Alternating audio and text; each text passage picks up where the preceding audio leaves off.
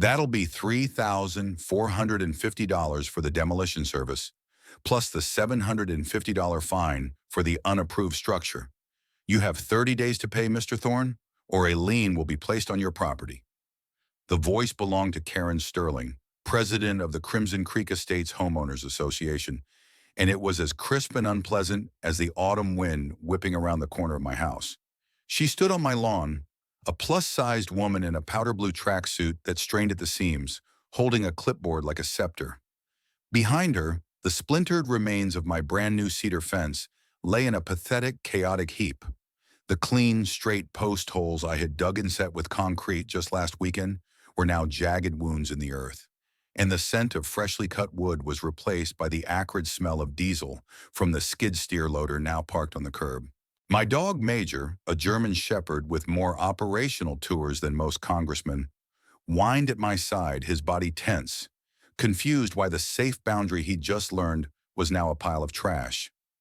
I had built that fence for him, a 6-foot privacy barrier that was as much about his peace of mind as it was mine. He was a service animal, trained to be calm, but sudden noises and unexpected strangers still set his nerves on edge.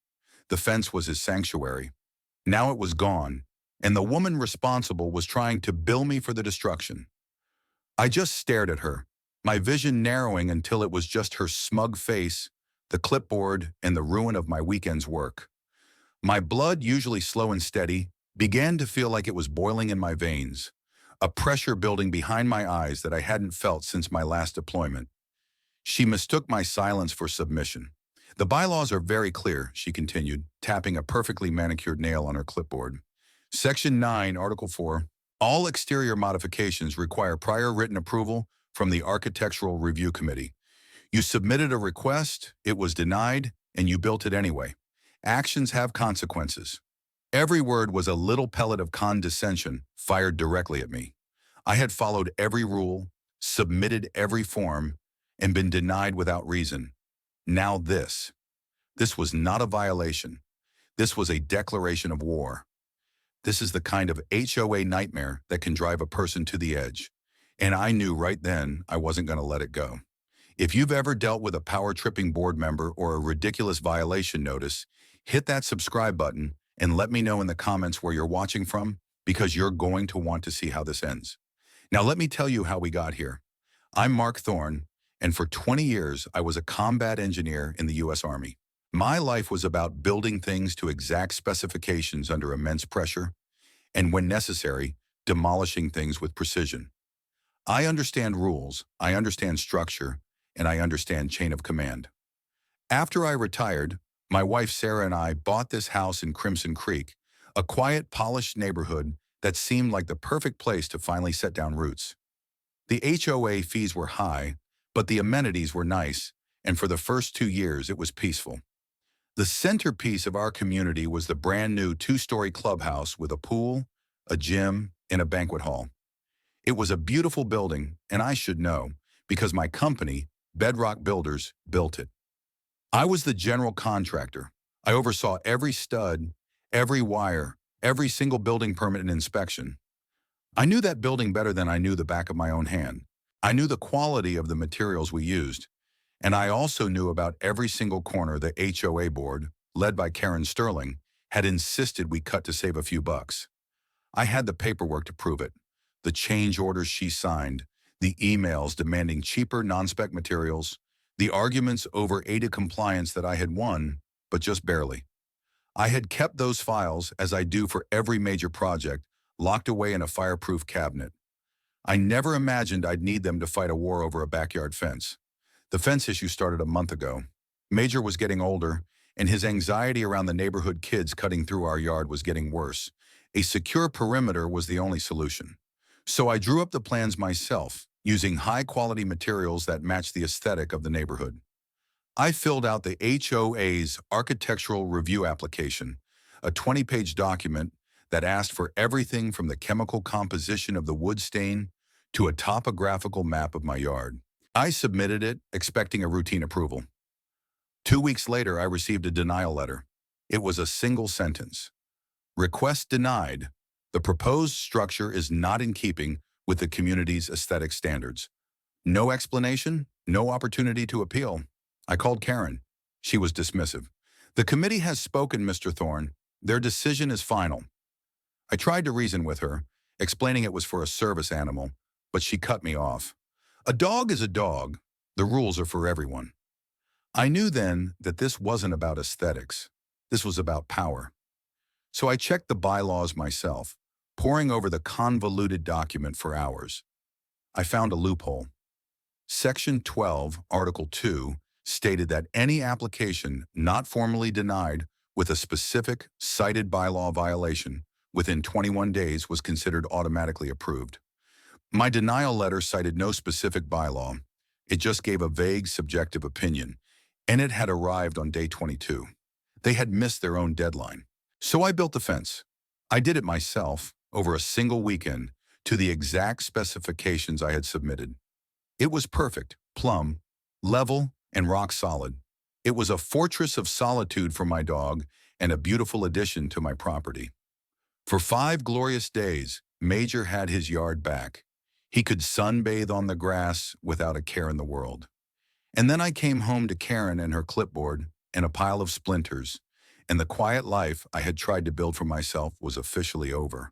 She had no idea who she had just picked a fight with. She saw a quiet veteran who kept to himself. She didn't see a man who had spent his entire adult life planning, strategizing, and dismantling the obstacles in his path. And she certainly didn't know that I held the blueprints to her kingdom. My first instinct was primal, a hot white flash of rage that screamed at me to unleash the kind of verbal barrage that could strip paint. I wanted to tell her exactly what I thought of her petty tyranny, her ridiculous power trip, and her complete lack of human decency. But 20 years in the military teaches you to control that flash. You learn to compartmentalize, to assess, and to act with intention, not emotion. Exploding on her lawn would only give her ammunition. It would make me the unstable veteran, the angry neighbor. It would be exactly what she wanted.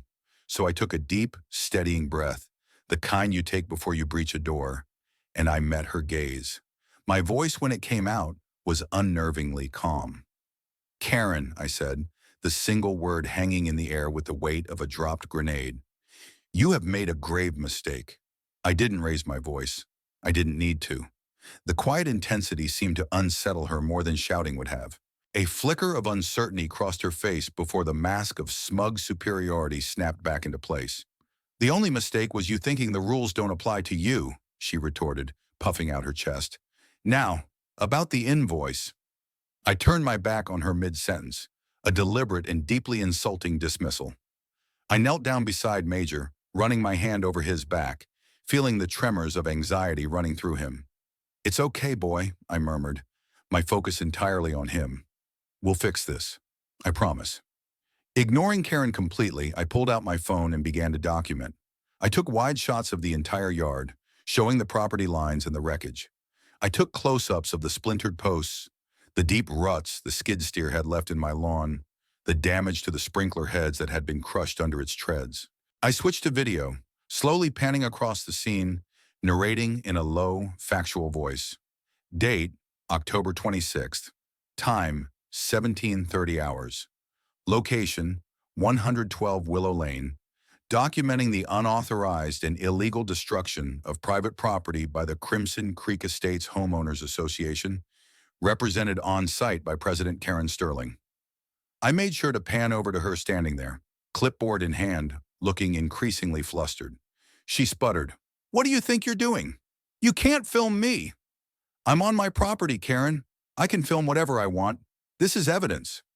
That word, evidence, seemed to land like a physical blow. The fight went out of her eyes, replaced by a shrewder, more cautious look. She cleared her throat. "The demolition crew's invoice will be mailed to you," she said stiffly, then turned and marched to her oversized SUV parked across the street. The clipboard now held less like a scepter and more like a shield. I watched her go, then turned my attention back to the task at hand. Sarah's car pulled into the driveway a few minutes later. She got out, saw the wreckage, and her face fell. "Oh, Mark, what happened?" I walked over and put my arm around her. "Karen happened," I said grimly. "But don't worry, she just started a war she has no idea how to fight." That night, after getting Major settled and putting up a temporary roll of snow fencing to secure the yard, I went down to my basement office. This was my command center. I unlocked the 4-drawer, fireproof filing cabinet in the corner, the one filled with the records of every project Bedrock Builders had ever completed. I pulled out the thick accordion file labeled Crimson Creek Clubhouse. The weight of it felt good in my hands. It felt like ammunition. I spread the contents across my large drafting table under the bright fluorescent lights. Blueprints, contracts, change order forms, material specifications, daily logs, and a thick subfolder of email correspondence. It was all there. A perfect, pristine record of the entire project. My eyes scanned the documents and the memories came flooding back. I remembered the day Karen Sterling, then just the head of the new clubhouse committee, had demanded we switch the specified commercial-grade wiring for a cheaper residential-grade alternative to save $12,000. I remembered showing her the section of the National Electric Code that explicitly forbade it, and her scoffing, "Who's ever going to know?" I remembered winning that fight, but only after threatening to walk off the job. I remembered the argument over the HVAC system, where she'd insisted on a unit that was 20% undersized for the square footage of the building because it was on sale. I had documented my official protest, warning that the system would be overworked, inefficient, and prone to premature failure. She had signed a waiver taking full responsibility. I pulled out that waiver now, her flamboyant signature scrawled across the bottom, and a slow, cold smile spread across my face. I remembered the frantic call from her near the end of the project, realizing they didn't have the budget for the wheelchair lift to the second-floor meeting room. Her brilliant solution was to just put a sign up designating the second floor as storage. I had to explain the Americans with Disabilities Act to her like she was a child, and the fight that ensued resulted in me donating the labor to install the lift, just to get the project finished and signed off by the county inspector. But the real prize, the smoking gun I was looking for, was related to the foundation. During the initial pour, the concrete supplier had delivered a bad batch. It failed the slump test on site, meaning it didn't have the required structural integrity. I rejected the entire truck, costing us half a day. Karen had thrown a fit, screaming about deadlines and budgets. The next day, she had tried to go behind my back, calling the supplier herself to get a discount on a lower PS. I rated concrete for the non-load-bearing slab in the patio area. I found out, of course, and stopped it. But I kept the email chain where she explicitly asked my foreman to just use whatever's cheapest for the patio, as no one will notice. I had the original engineering report specifying 4,000 PSI concrete for all flat work, and I had her email trying to circumvent it. While the main building was sound, I'd made sure of that. The massive, beautifully stamped concrete patio surrounding the pool was a potential weak point, a shortcut I had prevented, but that she had actively tried to take.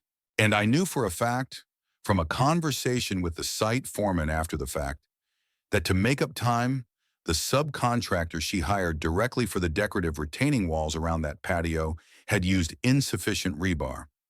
I had noted it in my final report, a CYA memo that the HOA board had signed off on without reading. I sat there in the quiet hum of my basement, the architect of her palace now plotting its siege. This wasn't about offense anymore. This was about principle. She had used the rules as a weapon to bully and intimidate.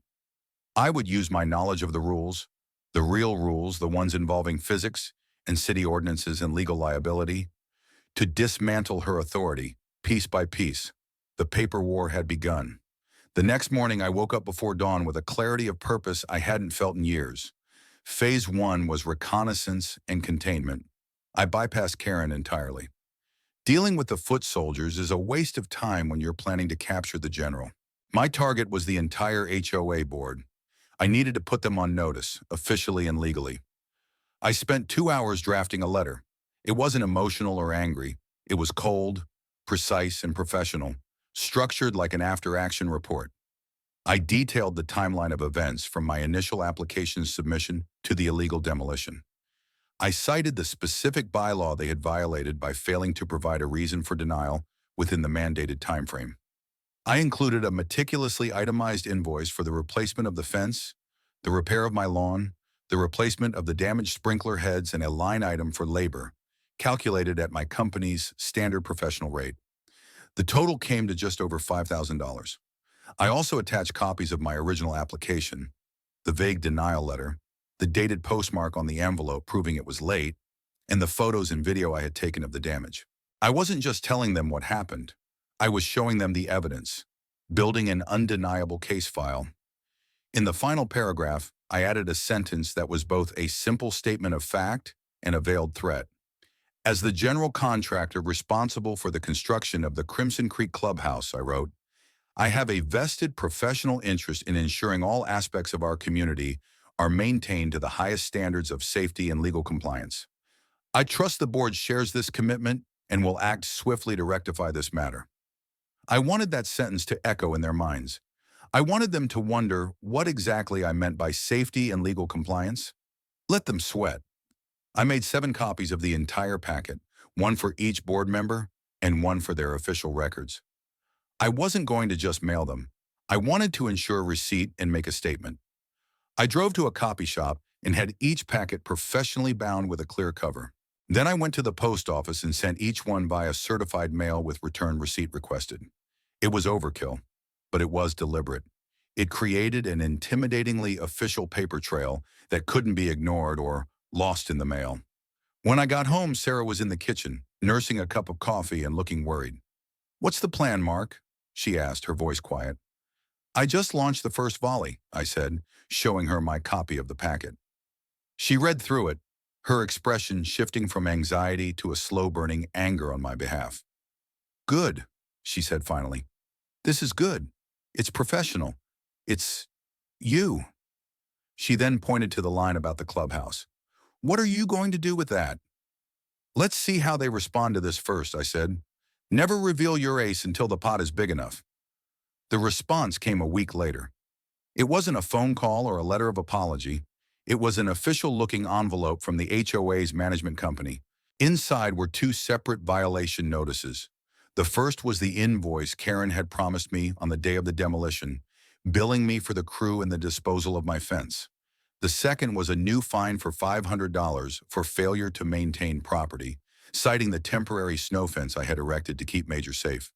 Tucked inside was a curt 1-paragraph letter from the board, signed by Karen as president.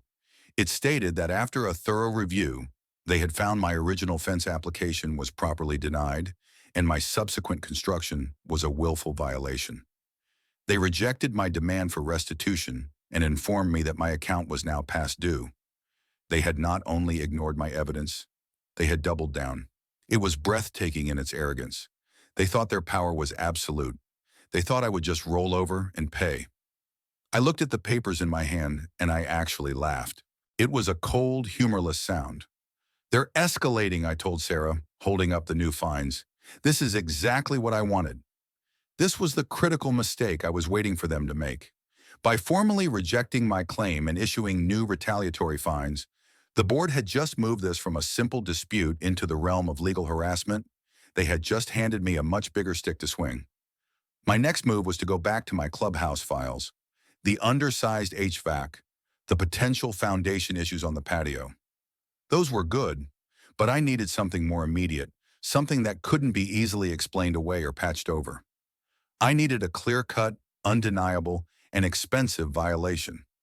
I pulled out the architectural plans, the set marked as built, which shows the final, constructed reality of the building. I focused on the pool area.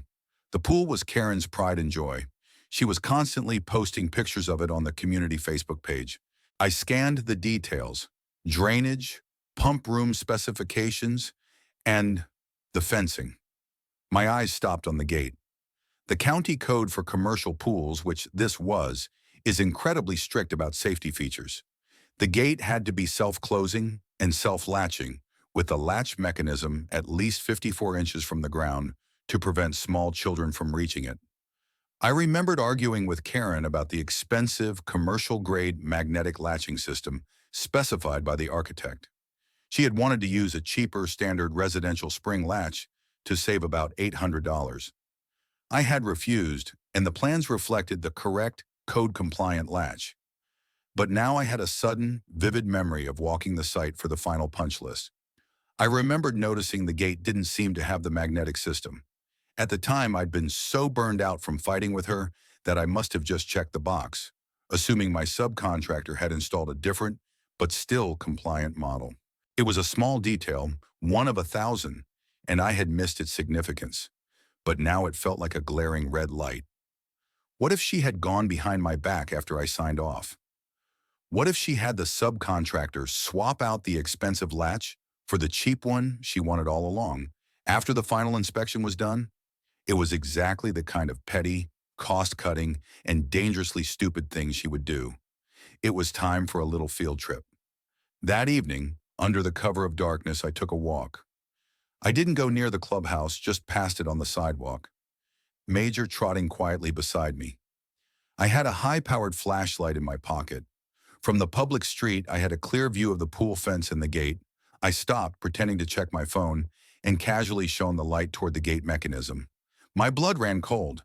It wasn't the commercial-grade magnetic lock. It was a simple, cheap, residential-style gravity latch, the kind you lift with a single finger. The top of the mechanism was no more than 48 inches off the ground, a full 6 inches below the legal minimum requirement. Any enterprising 5-year-old could get it open.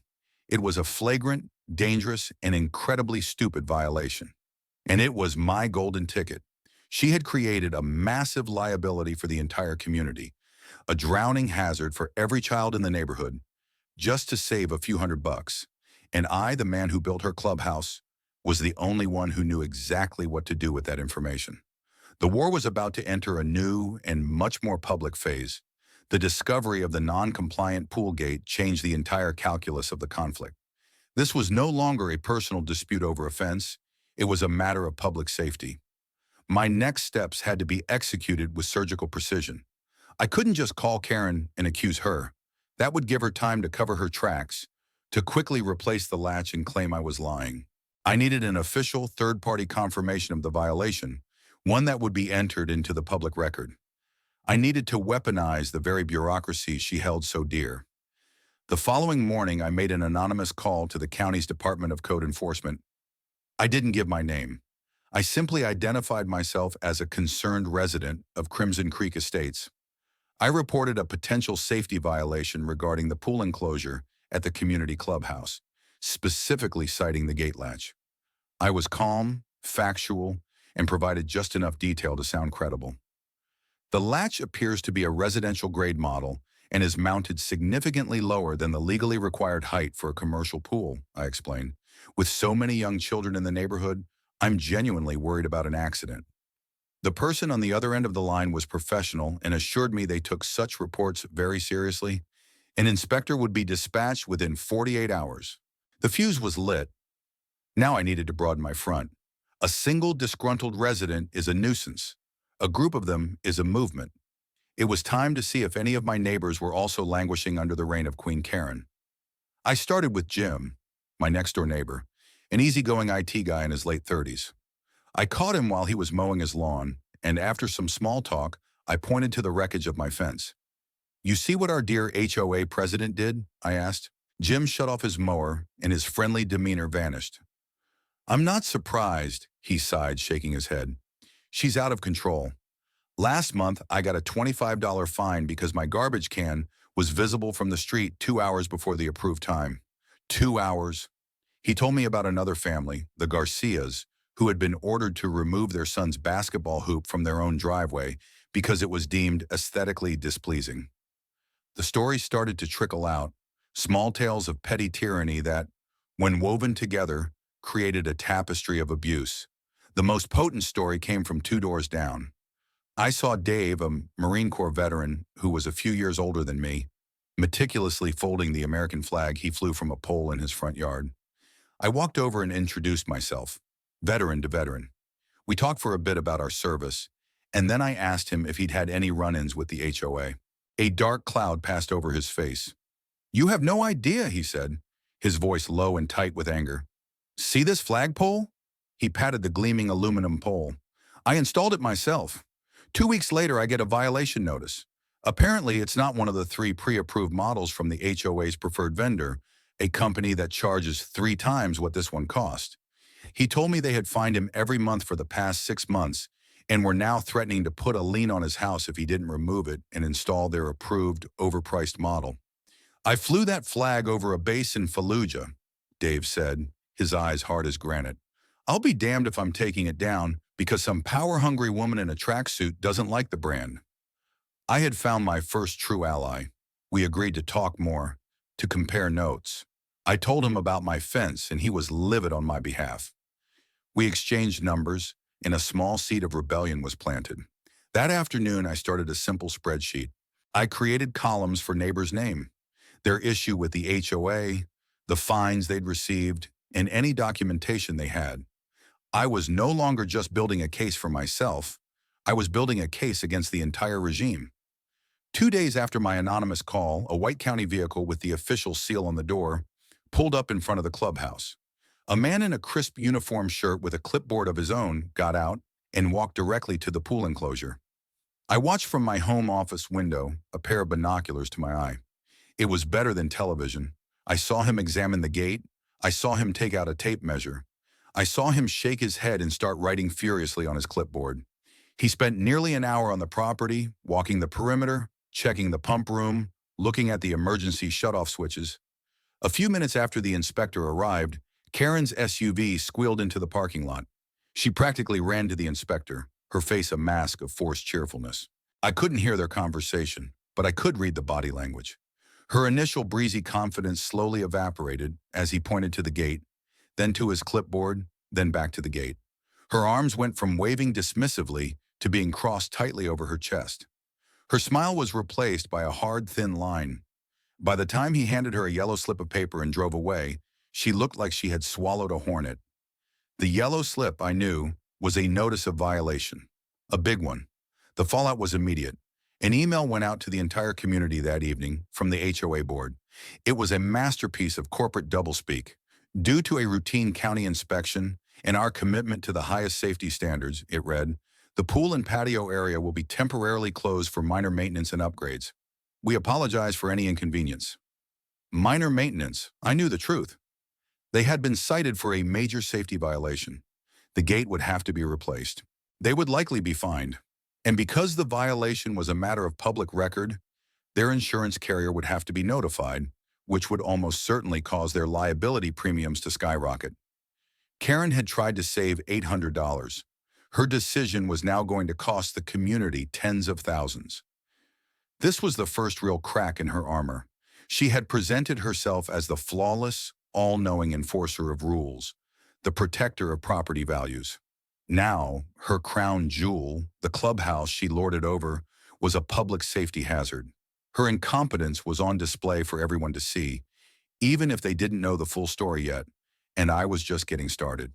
The small victory energized me. That evening, I called Dave. It's time we get organized, I said. Let's find everyone who's been wronged by her and bring them together. It's time to build an army.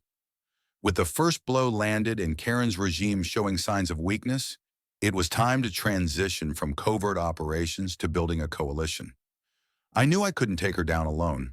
A single complaint is a grievance. A dozen complaints are a pattern of abuse that no one can ignore. Dave, the Marine with the flagpole dispute, was my natural second in command. He had the same quiet intensity and a core of iron resolve that I recognized immediately.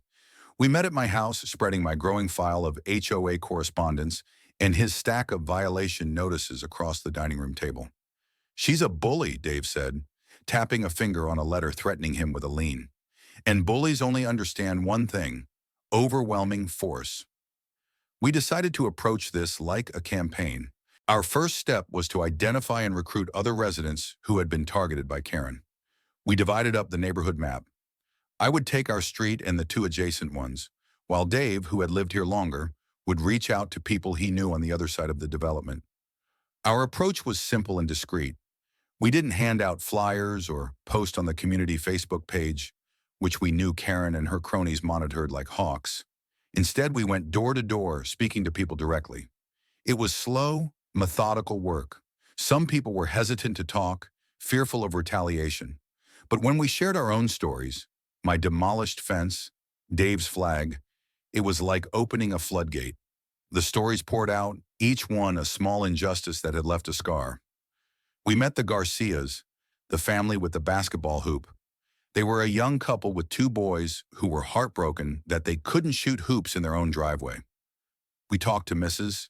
Gable, an elderly widow in her 80s, who had been fined $100 because her prize-winning rose bushes had grown 2 inches over the public sidewalk. She had meticulously trimmed them back, sent a photo as proof, and they still refused to waive the fine. We found a dozen more, each with a similar story of an arbitrary rule enforced without compassion or common sense. I documented everything in my spreadsheet, creating a powerful dossier of Karen's reign of terror. It was clear this wasn't about maintaining standards. It was about control. It was about her deriving pleasure from wielding petty power over her neighbors. As our list of allies grew, we decided we needed professional guidance. This was escalating beyond simple neighborhood disputes. I knew from my construction business that a good lawyer is a force multiplier. I asked for a referral from my corporate attorney and was given the name Jessica Riley, a partner at a downtown firm who specialized in real estate and contract law, with a reputation as an HOA slayer. I called and made an appointment. Dave and I went to see her together. Jessica was a woman in her 40s with sharp eyes and an even sharper mind. She listened intently for nearly an hour without interrupting, her pen occasionally gliding across a legal pad. We laid out everything: my fence, the late denial, the illegal demolition, the retaliatory fines. Dave explained the flagpole issue. We showed her the spreadsheet, now with over 20 names and their grievances. We gave her the whole picture. When we were done, she leaned back in her chair. "This is quite a pattern of harassment," she said, her voice measured. "But HOA boards have a lot of power, and the courts are often reluctant to interfere with their business judgment. A lawsuit would be long, expensive, and the outcome is never guaranteed." My heart sank a little. I thought we had a slam dunk case. "However," she continued, a slight smile touching her lips as she leaned forward again, "you haven't told me everything, have you, Mr. Thorne? You mentioned you built their clubhouse." That was my cue. I slid the thick Crimson Creek Clubhouse file across the polished mahogany table. "I have every piece of paper from that project," I said. "Change orders, emails, inspection reports, waivers, everything." Jessica's eyes lit up as she opened the file. She spent the next 20 minutes silently flipping through the documents, her focus absolute. She paused on the email chain about the cheaper electrical wiring. She lingered on the HVAC waiver Karen had signed. She read my memo about the insufficient rebar in the retaining walls with keen interest. When she was finished, she closed the file and looked at me. The professional caution was gone, replaced by the excited gleam of a predator who has just spotted a fatal weakness in its prey. "Mr. Thorne," she said, her voice ringing with a newfound energy, "this changes everything. This isn't just a case of harassment anymore. This is gross negligence. This is breach of fiduciary duty. You don't just have a personal grievance. You have evidence that the board, under Karen Sterling's leadership, has knowingly and repeatedly put the entire community at financial and physical risk." She explained the legal concept of fiduciary duty, the board's obligation to act in the best interests of the homeowners they represent. By cutting corners on construction, they had not only devalued the community's primary asset, but had opened up every single homeowner to massive liability. "The pool gate incident is just the tip of the iceberg," Jessica explained. "With this documentation, we can prove it's a pattern of behavior. She hasn't been protecting property values. She's been actively undermining them." Our strategy session lasted another hour. Jessica advised against filing a lawsuit immediately. "It's too direct," she said.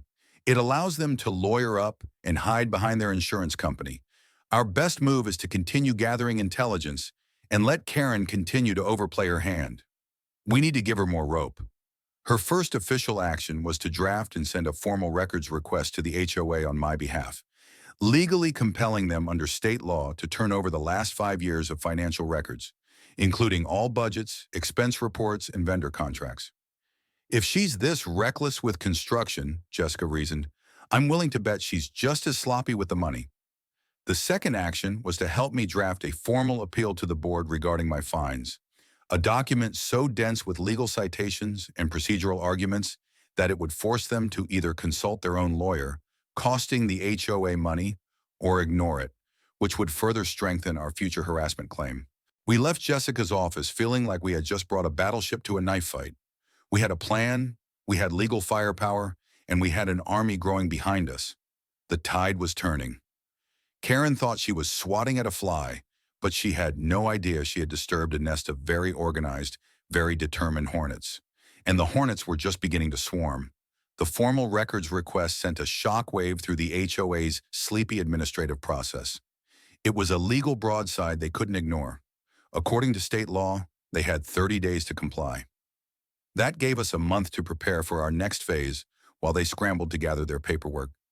During this time, the minor maintenance at the pool dragged on. A large closed sign was zip-tied to the fence, and the once vibrant heart of the community fell silent. Rumors started to circulate. People were asking why a simple gate repair was taking so long. The official story from Karen, posted on the community forum, was that they were waiting on a custom part. I knew the truth was far more complicated. A commercial pool gate isn't an off-the-shelf item.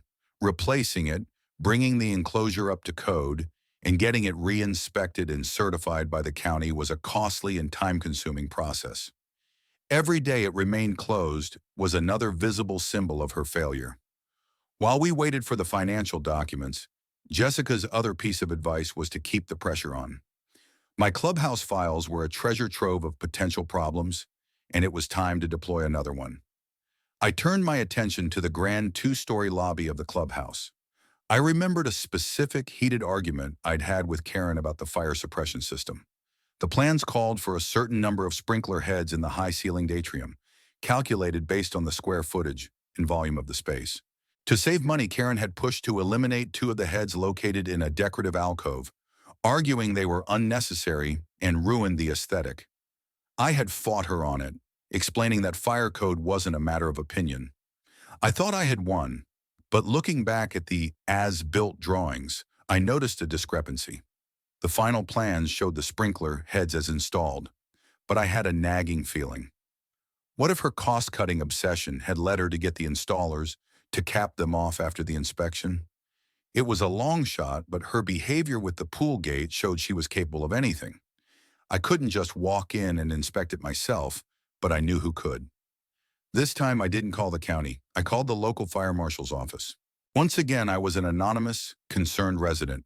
I explained that the clubhouse was often rented out for large private events, weddings, birthday parties, and I had a concern about the fire suppression system in the main atrium. It's a 2-story space, I said, my voice laced with feigned worry, and I'm not sure the sprinkler coverage is adequate for a room of that size, especially when it's crowded with people. I'd just sleep better knowing it was up to code. The fire marshal's office, like the code enforcement department, does not take such calls lightly. The potential for loss of life makes it their highest priority. 2 days later, a gleaming red fire marshal's truck, far more intimidating than the county inspector's pickup, pulled into the clubhouse parking lot. This time, I didn't need binoculars. This was a full-scale inspection. 2 uniformed marshals with grim expressions spent 3 hours inside the building. I saw them gesturing toward the ceiling in the atrium. I saw them unrolling blueprints on the hood of their truck. Karen arrived halfway through, looking even more frazzled than before. She tried to intercept them, but they were all business, brushing past her with an air of authority that she couldn't penetrate. The result was even more spectacular than the pool inspection. They didn't just find the 2 capped-off sprinkler heads in the atrium, a major life safety violation. They also discovered that the fire extinguishers hadn't had their state-mandated annual inspections, and the emergency exit lighting had faulty backup batteries. They slapped the clubhouse with another notice of violation, this one far more serious. They didn't just close the pool. They declared the entire building unfit for public assembly until all violations were rectified and a full system recertification was complete. The banquet hall, which the HOA rented out for thousands of dollars a weekend, was now shut down indefinitely. Karen's primary source of non-dues revenue had just vanished. The financial bleeding was now a hemorrhage. The community Facebook page, which Karen usually ruled with an iron fist, deleting any dissenting comments, began to simmer with discontent. Why is the clubhouse closed? What happened to the money from the Smith wedding rental?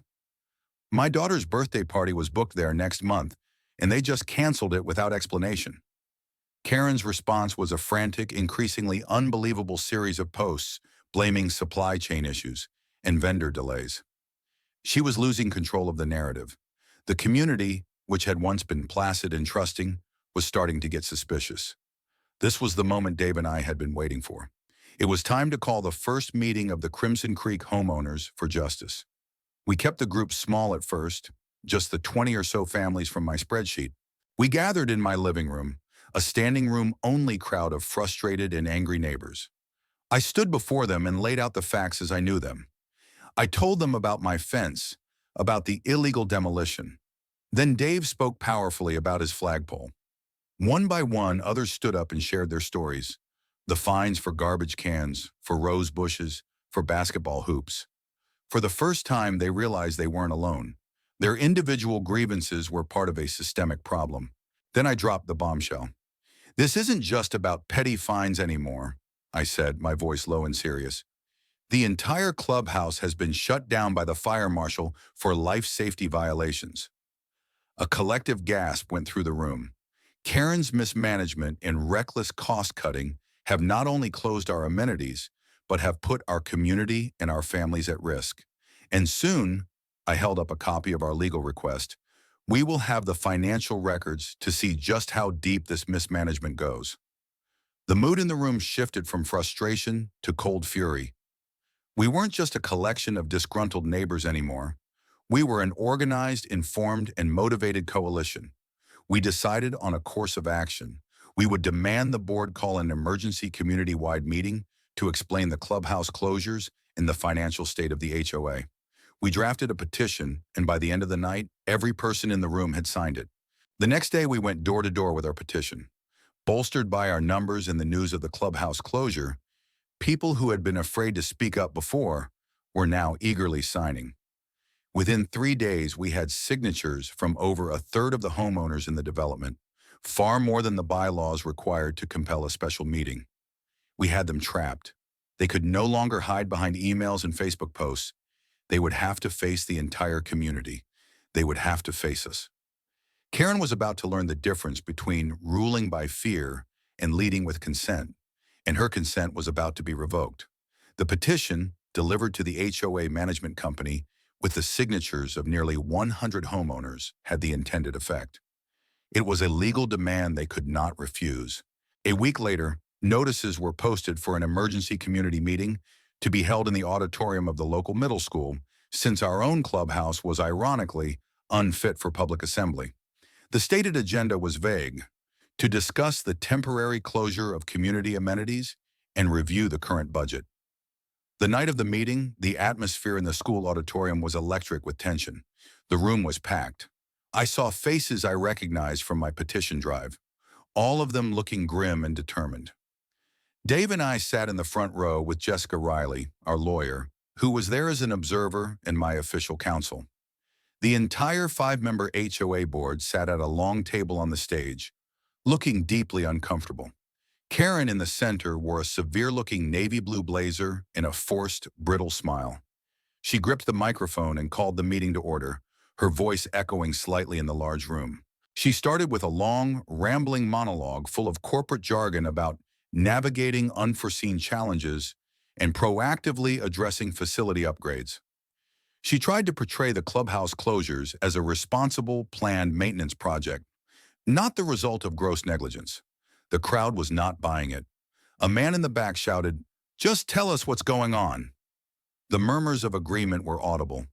Karen's smile tightened. "As I was saying," she continued, her voice taking on a sharper edge, "we are managing the situation. To cover the unexpected costs of these vital upgrades, the board is proposing a one-time special assessment of $500 per household." The room erupted. Shouts of "no" and "unbelievable" echoed off the walls. A special assessment was the third rail of HOA politics, and she had just thrown herself on it. This was our opening. As the chaos subsided, I stood up. All eyes turned to me. "My name is Mark Thorne," I said, my voice calm but carrying easily across the room. "I have a question for the board. Before we discuss a special assessment to pay for repairs, shouldn't we discuss the negligence that made them necessary?" Karen's eyes narrowed.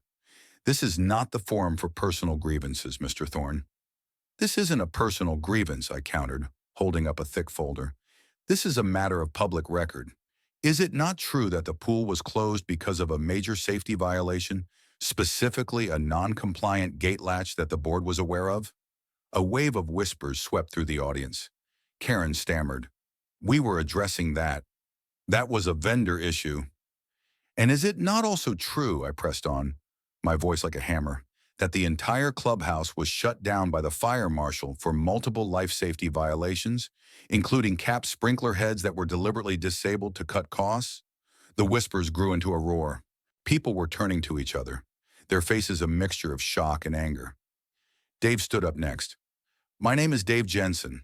The board is asking us for more money, but they've been fining me $200 a month for 6 months for flying the American flag. Is that really in the best interest of the community?" Mrs. Gable, the elderly widow, shakily got to her feet. "They fined me $100 for my roses," she said, her voice trembling but clear. "I'm on a fixed income. I couldn't afford it." The dam had broken. For the next 20 minutes, a parade of residents stood up, each with their own story of harassment, intimidation, and petty fines. The board members squirmed in their seats, their faces pale. Karen's composure was cracking, her face flushed with rage. She banged her gavel repeatedly. "Order! This is not on the agenda." But no one was listening to her anymore. The narrative she had so carefully controlled for years had crumbled in a matter of minutes. This was the moment Jessica had been waiting for. She rose gracefully and approached the stage. "Karen Sterling," she said, her voice cutting through the noise with legal authority. "My name is Jessica Riley. I am Mr. Thorne's legal counsel. We have a question about the financial records we formally requested 32 days ago, which by my calculation are now 2 days overdue. When can we expect to receive them?" The mention of a lawyer and overdue legal requests sent a fresh wave of panic across the board members' faces. They looked at Karen, who now looked trapped. "Our management company is compiling them," she said through gritted teeth. "They will be ready shortly." "Good," Jessica said smoothly, "because I'm sure the residents here would be very interested to see the contracts and payments made to Sterling Landscaping and Maintenance, a company I believe is owned by your brother-in-law, Mr. Robert Sterling." The auditorium went dead silent. You could have heard a pin drop. Karen's face went from red to a ghostly white. She had been caught. The conflict of interest was so blatant, so obvious, that it needed no further explanation. She had been funneling HOA funds to her own family. The meeting descended into complete chaos. The other board members were frantically whispering to each other, physically distancing themselves from Karen on the stage. Residents were on their feet, shouting for her resignation, demanding an audit. Karen, finally realizing she had lost all control, did the one thing a bully does when their power is stripped away. She lashed out. She pointed a shaking finger at me. "This is all your fault," she shrieked into the microphone, her voice shrill and ugly. "You and your illegal fence. You have been trying to undermine this community from day one. You are a disgruntled, dangerous man." Her personal attack in front of the entire community was a fatal error. It exposed her not as a leader, but as a vindictive tyrant. She wasn't just losing the argument. She was losing her dignity. The meeting was over. The board, in a panic, voted to adjourn. But the damage was done. We walked out of that school auditorium not as a group of individual complainers, but as a unified community on the verge of revolution. Karen had built her empire on a foundation of rules and intimidation, but we had exposed the rot beneath. And the final crushing blow, the financial records she was illegally withholding, was about to be delivered.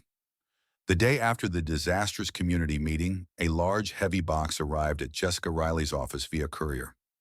It was from the HOA's management company. Inside were 5 years' worth of the association's financial records, budget reports, bank statements, invoices, and contracts. They had finally complied with our legal request, likely on the frantic advice of their own lawyers after the public implosion. Jessica called me immediately. The treasure chest has arrived, she said. Get Dave and get down here. We're going to have a long weekend. For the next 2 days, Jessica's conference room became our war room. The table was covered in stacks of paper, and the air was thick with the smell of coffee and determination. Jessica, a master of forensic accounting, guided us through the labyrinthine documents. At first it seemed like a standard, if sloppily managed set of books. But Jessica knew what to look for. You don't look for the big, obvious fraud, she explained, highlighting a line item with a yellow marker. You look for the patterns, the anomalies, the things that just don't feel right. The first pattern we found was, as Jessica had predicted at the meeting, related to Sterling landscaping and maintenance. Karen's brother-in-law's company had an exclusive no-bid contract for all landscaping, snow removal, and general maintenance in the community. The contract had been renewed automatically every year for the past 4 years, each time with a significant price increase. We started cross-referencing their invoices with the services performed. The numbers were ludicrous. They were charging 4 times the market rate for lawn mowing. They billed for snow removal on days it hadn't even snowed. There was a $10,000 invoice for tree pruning with no specifics on which trees or when the work was done. A quick search of public records showed that Sterling Landscaping had been incorporated just 1 month before it was awarded its first lucrative contract with Crimson Creek. This is classic self-dealing and a massive breach of fiduciary duty, Jessica said, her excitement growing. She's been using HOA funds as her personal family slush fund. But the landscaping contract was just the beginning. As we dug deeper, we found more. We found evidence that Karen had been using the HOA credit card for personal expenses, thinly disguised as community supplies, hundreds of dollars at a high-end grocery store before the annual barbecue, a large charge at a designer clothing store listed as new uniforms for staff, even though the HOA had no uniform staff. We found payments to a consultant who turned out to be her nephew for social media management, despite the community Facebook page being a barren wasteland of Karen's own announcements. The most damning discovery came when we examined the budget for the clubhouse construction. We compared the final payments made to vendors with the original contracts I had in my files. We found a discrepancy of nearly $50,000. The board had approved a series of cost overruns and material surcharges that I knew for a fact were bogus. I had brought the project in on budget. That $50,000 had simply vanished into a series of vague, unsubstantiated invoices from shell companies. It was no longer just mismanagement. This was felony-level embezzlement. We had her. We had it all in black and white.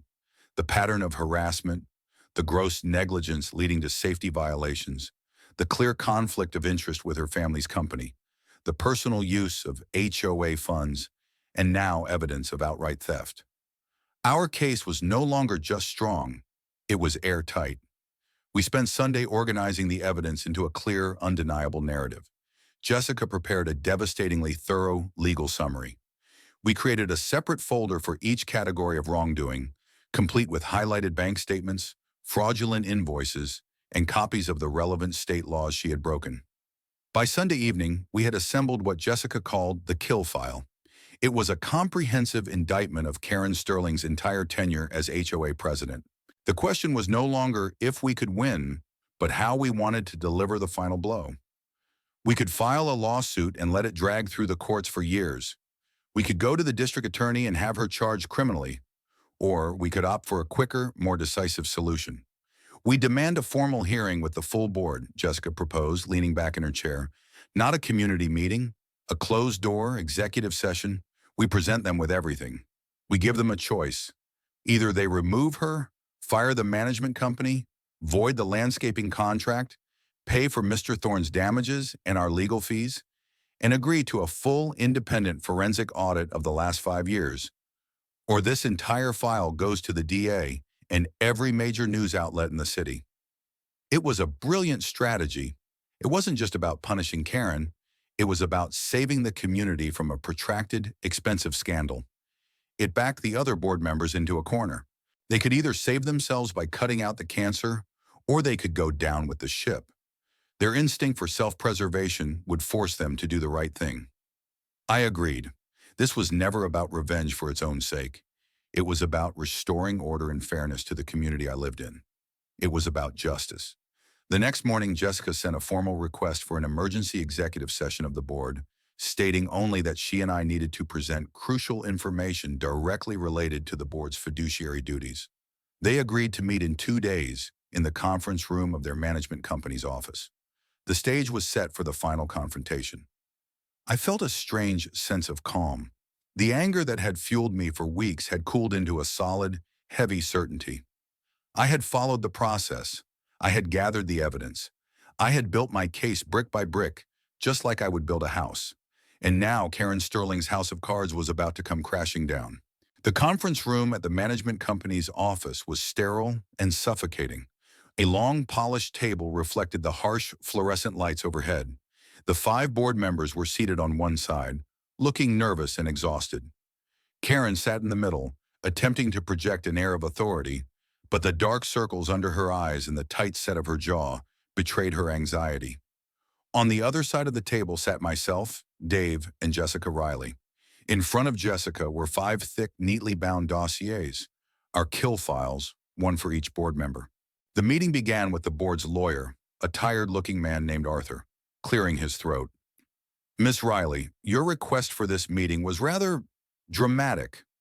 We trust you have a substantive reason for taking up the board's valuable time. Jessica offered him a serene smile. Arthur, I believe by the end of this meeting, you'll agree it was time well spent. She slid the 5 dossiers across the table. We have prepared a summary of our findings for each of you. I suggest you take a few moments to review it. The board members hesitantly opened the binders. I watched their faces as they began to read. I saw eyebrows raise at the section on harassment and petty fines. I saw jaws tighten as they read the official reports from the county code inspector and the fire marshal. Documents they were seeing for the first time. I saw complexions turn pale as they reached the financial section, with its highlighted credit card statements and the copies of inflated invoices from Sterling Landscaping. Karen didn't open her binder. She just glared at me, her eyes filled with pure venom. This is a joke, she snapped, her voice trembling. A pathetic attempt at intimidation by a disgruntled homeowner who can't follow simple rules. No one was listening to her. The other board members were utterly absorbed, flipping through the pages with growing horror. They were realizing the depth of their own liability. They had rubber-stamped her decisions, trusted her reports, and now they were looking at concrete evidence of negligence and fraud that had occurred on their watch. After 10 minutes of heavy silence, Jessica spoke again, her voice calm and cutting.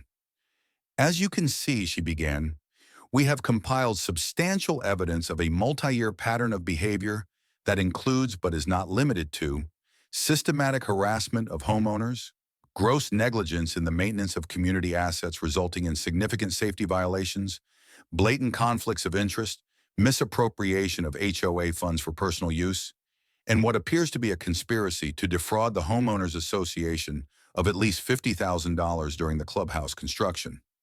She let the words hang in the air. The board members refused to meet Karen's eyes. They just stared at the damning evidence in their hands. So, we are here to offer you a choice, Jessica continued. We have 2 paths forward. Path A is what we are calling the civil resolution. She laid out our terms. 1. The immediate and unconditional resignation of Karen Sterling from the HOA board. 2. The termination of the HOA's contract with the current management company, which had clearly failed in its oversight duties. 3. The immediate voiding of the contract with Sterling Landscaping. 4. Full restitution paid to me for the cost of my fence and all of my legal fees. 5. The board must hire an independent, certified forensic accounting firm to conduct a full audit of the last 5 years, the results of which are to be made public to all homeowners. And Path B? The board's lawyer asked, his voice barely a whisper. Jessica's smile was gone. Path B is that we walk out of this room and this binder, she said, holding one up, is hand-delivered to the white-collar crime division of the district attorney's office. A second copy will be delivered to the investigative reporter at Channel 4 News, who just won an award for his series on suburban fraud. A civil lawsuit will be filed against each of you, personally, for breach of fiduciary duty. Your lives will become a parade of depositions, subpoenas, and public humiliation. You will spend tens, if not hundreds of thousands of dollars on legal fees, and some of you, she paused, looking directly at Karen, may very well face criminal prosecution. The ultimatum was delivered. The trap was sprung. It was a masterpiece of legal strategy, offering them a single, narrow path to self-preservation. One of the board members, a man named George, finally broke the silence. He closed his binder and pushed it to the center of the table. He looked at Karen, his face etched with betrayal. "Karen, is this true? The landscaping company? The credit card?" Karen finally exploded. It wasn't a strategic outburst. It was a complete, primal meltdown. "You're all cowards," she shrieked, slamming her hands on the table. "I built this community. I protected your property values. I gave my life to this HOA, and this is the thanks I get? You're going to side with him?" She pointed a trembling finger at me. "This nobody? This rule breaker with his ugly fence and his stupid dog? I did what was necessary. You were all too weak to make the tough decisions." Her tirade sealed her fate. In that moment, she confirmed every accusation. She admitted her contempt for the residents, her belief that she was above the rules, her utter conviction in her own righteousness. She showed them all the tyrant behind the mask, and it was ugly. The other board members visibly recoiled. Their lawyer, Arthur, put his head in his hands. He knew a lost cause when he saw one. He looked up at Jessica. "We'll need a few minutes to confer in private," he said, his voice defeated. Jessica, Dave, and I stood up and walked out into the hallway, leaving the board to the grim task of cutting out its own diseased heart. We didn't need to hear the shouting from inside the room to know what was happening. We had won. The system of rules she had twisted into a weapon had been used to bring about her own orderly, documented, and legally binding destruction. We stood in the hallway for what felt like an eternity, but was probably only 15 minutes. The muffled sounds of arguing from behind the closed conference room door rose and fell. We could clearly distinguish Karen's shrill, indignant shrieks from the lower, more panicked tones of the other board members. Finally, the door opened. The board's lawyer, Arthur, emerged, looking as if he had aged 10 years. "They've reached a decision," he said, avoiding our eyes. We filed back into the room. The 4 remaining board members were seated, their faces grim. Karen's chair was empty. A single sheet of paper lay on the table in front of her spot. "The board has voted 4-0 to accept all the terms of your civil resolution," Arthur announced formally. "Mrs. Sterling has tendered her resignation. Effective immediately, she has left the premises." It was over. Just like that. No grand courtroom battle, no public spectacle. Just a quiet, brutal execution in a sterile conference room. The victory felt less like a celebration and more like a great, heavy weight being lifted off my shoulders. We spent the next hour with Arthur and the remaining shell-shocked board members hammering out the details. They agreed to draw up a settlement agreement immediately. The check for my fence and legal fees would be cut within the week. They would formally notify the management company and Sterling Landscaping of their contract terminations the next day. They even asked for my recommendation for a reputable forensic accounting firm. I gave them the name of the firm my own company used. The power dynamic had been completely inverted. An hour ago, they were the unassailable authority. Now they were taking orders from me. As we left the building and stepped out into the bright afternoon sun, Dave clapped me on the shoulder, a huge grin spreading across his face. "I'll be damned, Mark," he said. "You really did it. You brought the whole corrupt empire down." "We did it," I corrected him. "It took all of us." The aftermath was swift and decisive. A special bulletin was emailed to all residents announcing Karen's retirement from the board for personal reasons. An emergency election was scheduled. Dave, urged on by myself and a host of other neighbors, reluctantly agreed to run for president on a platform of transparency, fairness, and common sense. He won in a landslide. His first act as president was to call a community-wide meeting, not in a school auditorium, but in our newly reopened clubhouse, which had been quickly brought up to code under the new board's frantic direction. The meeting was nothing like the last one. Dave stood before the residents, not as a ruler, but as a neighbor. He laid out the full, unvarnished truth of what had happened, the negligence, the financial mismanagement. He presented the plan for the forensic audit and promised that every dime that was unaccounted for would be pursued through legal means if necessary. He announced the formation of a bylaw review committee to identify and eliminate the petty, arbitrary rules that had been used to harass residents. The proposal to repeal the rule about pre-approved flagpole vendors was met with a standing ovation. A few weeks later, a crew from a local fencing company, one I had recommended, showed up at my house. They worked for 2 days, and by the end, my beautiful cedar fence was back, standing straight and tall, exactly where it should be. The check from the HOA cleared without an issue. The first time I let Major out into the newly secured backyard, he ran joyful laps around the perimeter, his tail wagging furiously before collapsing in a patch of sun, completely at peace. Standing there, watching him, I felt a deep, profound sense of satisfaction. It wasn't just about the fence. It was about seeing a wrong righted. It was about a community taking back its power from a petty tyrant. It was about the fact that a calm head, a solid strategy, and a meticulous paper trail could be more powerful than any amount of bluster and intimidation. The forensic audit later revealed the full extent of Karen's schemes, uncovering over $100,000 in misappropriated funds. The HOA's insurance company, facing a massive lawsuit, settled with the board, and the money was returned to the community's reserve fund. Karen and her husband sold their house and moved away quietly in the middle of the night. I never saw her again. Life in Crimson Creek Estates settled into a new normal. The basketball hoops reappeared in driveways. Mrs. Gable's roses were allowed to bloom freely. The community Facebook page, once a source of anxiety, became a place where neighbors planned block parties and shared recommendations for plumbers. The clubhouse was no longer a symbol of Karen's power, but a true community center, bustling with activity. My victory wasn't loud or flashy. It was quiet, solid, and enduring. It was built on a foundation of facts, fortified with allies, and finished with the satisfying click of a well-sprung trap. And every time I look out my window and see that perfectly straight fence line, I'm reminded that sometimes the best way to fight a war isn't with explosions, but with blueprints, bylaws, and the simple, unshakable power of the truth. Justice, like a well-built structure, is worth the effort it takes to construct it properly.